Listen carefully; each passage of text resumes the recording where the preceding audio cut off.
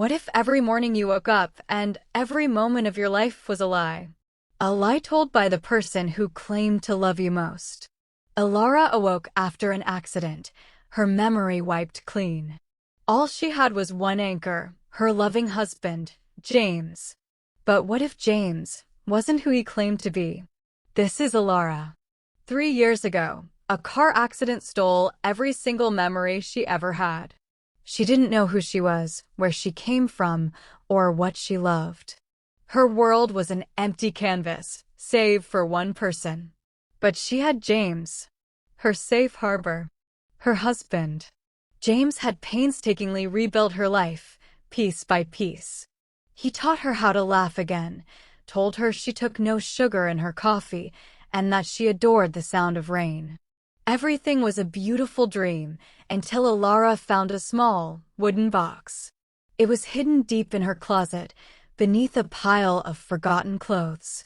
James had always told her everything they owned was destroyed in the accident. Inside the box was a photograph. It was her, Elara. But she wasn't with James. She was laughing with a different man. A man she'd never seen before. And on the back of the photo, just one word, forget-me-not. From that day, cracks began to appear in Elara's world. The memories James had given her, they felt false. She started wandering the city alone, desperately hoping a face, a building, something would spark a true memory. James's behavior changed too. He became increasingly agitated, constantly calling her. "Where are you, Elara? Are you all right?" His love now felt like a cage. Finally, Elara placed the box before James. "Who is this, James? And what does forget-me-not mean?" she demanded, her voice trembling with a terrifying blend of fear and resolve. And then, James broke. He confessed everything.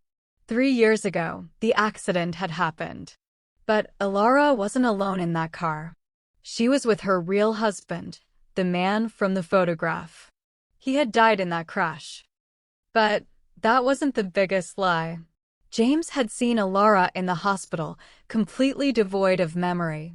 No one knew who she was. No one came for her. Because James's own wife, who bore an uncanny resemblance to Elara, had died that very week, in a separate accident.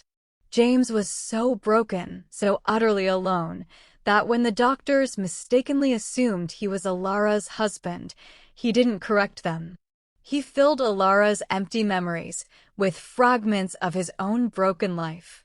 He recounted the same stories, the same likes, the same dislikes that belonged to his wife.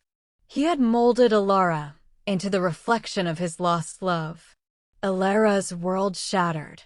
The man she had loved for the past 3 years was a stranger. A stranger who had given her a fabricated life because he couldn't bear to live without his real one.